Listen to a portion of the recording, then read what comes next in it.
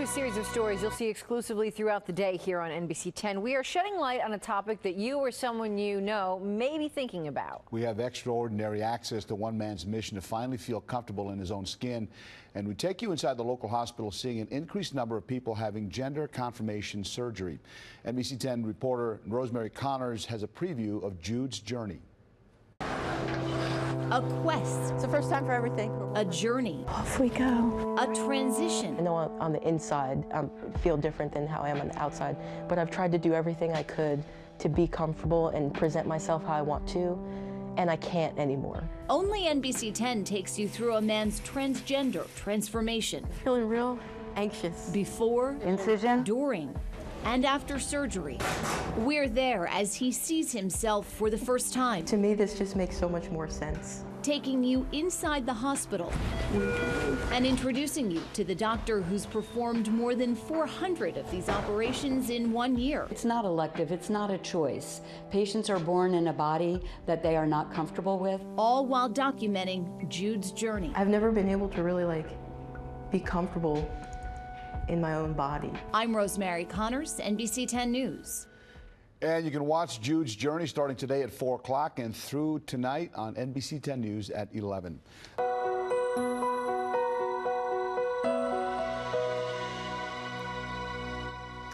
Today, as the city of Philadelphia prepares to celebrate Transgender Day of Visibility, we're sharing the story of a person transitioning from female to male. He allowed NBC 10 to follow his journey, giving us an in-depth look, an up-close one, at his life in an effort to raise awareness and help others who may be transitioning. NBC 10's Rosemary Connors introduces us to Jude.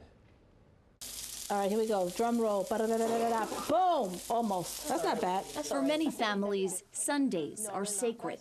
Lord, universe, thank you for this day. Sharing a hearty meal over light conversation is what parents crave. I think that's a good idea. Sandy and Louis Navas are no different. We have so many things that are so important. Our children are healthy. They've both worked hard at school. They both have goals. I'll ask a question. Their youngest child, Jude, now 24 years old, grew up happy, but always felt something inside wasn't right. If I wanted to just live my life easily, it would be easier for me if I felt comfortable in the body that I have. Happy birthday, dear Judy. Jude was born Judy. Happy birthday. The pictures from toddler to teen to 20s help to tell Jude's story of transition. When did you start to feel this way, that you were male and that you wanted people to see you as a boy, as a man? I think for me it's hard to think back to when I was very young. I know that I was never comfortable in pink and with my hair down. Gender stereotypes tormented Jude, especially when it came to his physical appearance. I was like, I still have long hair because girls are supposed to have long hair, but I don't like it. So maybe if I put it up, I'll be more comfortable and I'll still, look like a girl because I'm supposed to look like a girl. I'm supposed to act like a girl. Did you understand it at the time? Not beyond the fact of just feeling uncomfortable or that it wasn't right. I couldn't, because I didn't know what any of this was. I didn't know what it meant to be transgender. Transgender, a word Jude's family embraces. The very first time I started going she, ooh, he, oh, I'm sorry. Jude, she was obsessing on it. Jude, Mom, relax. You've been calling me Judy and she for 24 years. Those pictures are great memories, but now we can make better memories with the happy place that he's in now. Jude's older brother, Dan, can look back and see the gradual transformation. I think it was all over time from when he was super little to now, so it's like none of it was a surprise, but I think this is the happiest I've seen him ever. Yeah, I figured we'd do this first, go to the gym. Friends from Stockton University, where Jude is in his final semester, support the change. Last year, he started taking testosterone and lifting weights in an effort to appear more masculine. His chest, though, has been a source of frustration. I know that since I was a kid, ever since I developed and went through puberty, I was trying to ask my mom different ways that I could get my breasts removed. I was like, can I tell the doctor I have back pain? Now, as an adult, he plans to do something about it. Every week, I know that I'm becoming more of the person I want to be. And for Jude, becoming that person means surgery. Coming up at 5 o'clock, we go into the operating room for unprecedented access as we follow the next step in Jude's journey. We'll meet the local surgeon who's become a medical leader in the transgender community. That's coming up at 5. Wonderful of him to open up and allow our cameras such access. Yes, to be able to hear that.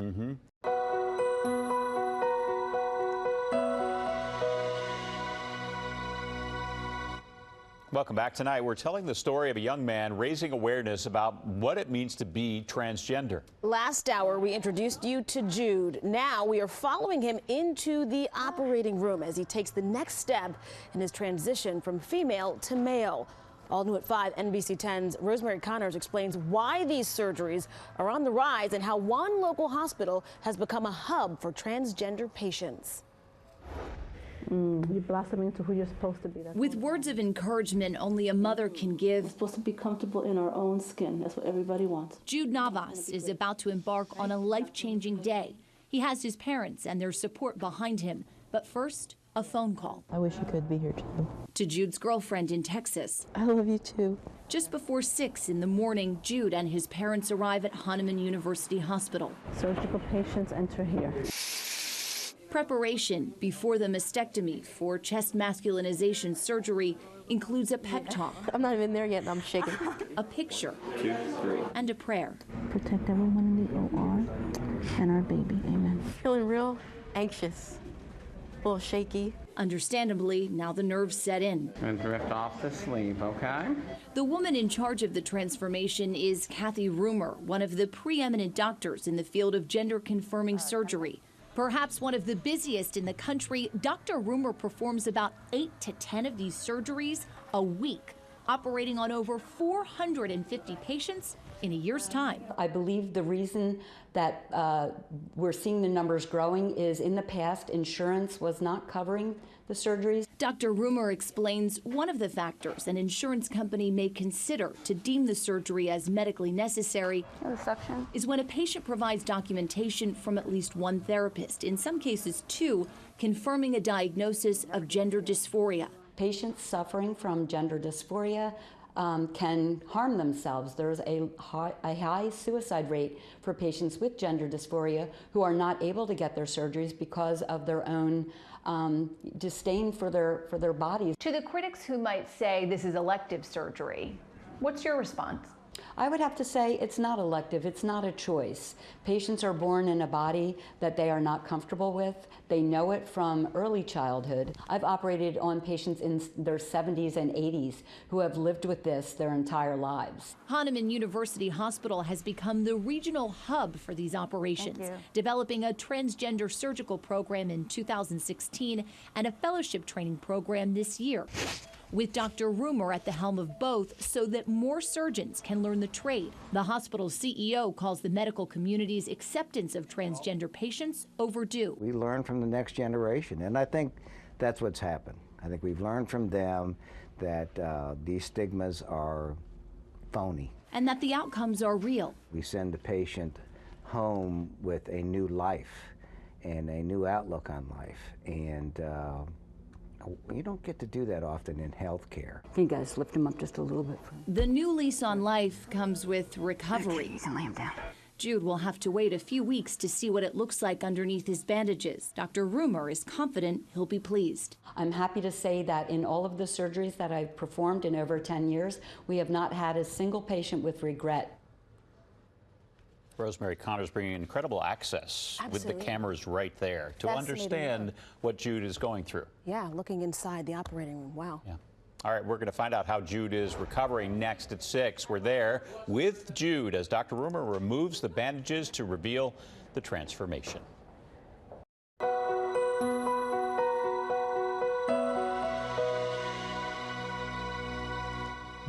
The dramatic reveal, that's the next chapter in our series about Jude, a transgender patient sharing his story of transitioning from female to male. Our cameras were there in the operating room, and now Jude takes us along with him as the bandages come off. NBC 10's Rosemary Connors has a closer look at the transformation. It's easy to be excited, perhaps giddy, for a moment you thought would never arrive. I'm just really eager right now. Necessary is how Jude Navas describes this step in his transition from female to male. I'm just excited for you. Jude and his girlfriend Rachel are waiting to see the reveal of a mastectomy for chest masculinization surgery. Turn towards me. For Jude, shedding the layers of clothing and bandages is like letting go. I've never been able to really be comfortable in my own body. So I think that this is just gonna change everything. You like that, baby? Jude was born Judy, and through the smiles, struggled. Until now, his family supports the surgery and the man he is becoming. Hey, how are you? Good. Look at that, muscle man. Dr. Kathy Rumer, the surgeon behind the transformation, understands why patients like Jude have to see it to believe it. You look great. Do you want to take a little look in the mirror? And remember, these are scabby right now, so they're not going to look fabulous. But they're going to be fabulous in the end. Wow. With tears in her eyes, Rachel is speechless, and Jude can't help but touch his new body. You happy? Good. All right, you look great. Can I hug you again? You can. Thank you. You look great. Thank you. Jude and Rachel have plans. They're moving to California after they graduate from college in May. Anyone I meet in May, I'll be like, my name is Jude, and that's it. That's all they'll know. So no one will know any different.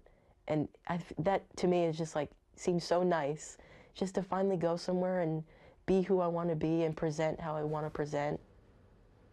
Rosemary Connors reporting on this for us, and stay with us for the final chapter in our journey with Jude. Tonight at 11, we see how he's adapting to his new body and find out his plans for the future. Tomorrow, the world marks the Transgender Day of Visibility. Here in our area, we have the story of one young person who is transitioning from female to male. Jude allowed our cameras to follow his journey. And now, months later, NBC 10's Rosemary Connors shows us how he's adapting to a new body. The pain of a tattoo is tolerable for 24-year-old Jude Navas. Terrible? I don't know. Especially considering what his body has been through in the past few months. Yeah, that'll work. Jude had a mastectomy for chest masculinization surgery in December. Jude is transgender, transitioning from female to male. For a sweet girl who's 2. Images from childhood appear to show a carefree kid. But Jude, who was born Judy, says looks can be deceiving. You would never catch me outside of my backyard pool doing that kind of thing. In a swimsuit. In a swimsuit, hanging yeah. out, having fun. Yeah, feeling comfortable. Reflecting on those early years, Jude doesn't describe them as unhappy, but perhaps unsettling. They were filled with laughter and love, only Jude never felt like himself. When I was younger, at least, not until a certain age, you don't even think about sexuality and you don't feel attractions and things like that until a certain age. So when I was under 12, 13, there's no way I could have even started to think about what it could have been that was making me uncomfortable with, people making me put dresses on or making me wear my hair down. I just knew I did not like it at all, and it made me so emotional. The emotions were flowing when Jude saw the bandages come off in January following his surgery. Wow. His girlfriend Rachel was awestruck. Jude has always felt like a man on the inside. Now it shows on the outside, and others are taking notice. Recently, there was a guest speaker in one of Jude's classes at Stockton University who called on him. And she points over towards me, and she's like, "What's your name, young man?" And I don't look because, I'm not used to responding to that. So I'm drinking my water, and I'm just like, me? Yeah. Back at the tattoo parlor, the image Jude has chosen to mark this time in his life is fitting. Thank you. No problem, bud. The equality symbol, reflective of his journey as a member of the LGBT community. Awesome. As for the surgery, the hardest part of the recovery is over. I feel good as new. I feel great. I go back to the gym. I can move around. Do you feel like a new person? I don't want to say I feel like a new person because I feel like I'm the same person, but I feel like a better version of myself. And Jude recently learned he and his girlfriend Rachel have been selected for internships in California. That's the next step in Jude's journey following his graduation from college this spring. And Jude's journey continues on NBC10.com and the NBC10 app.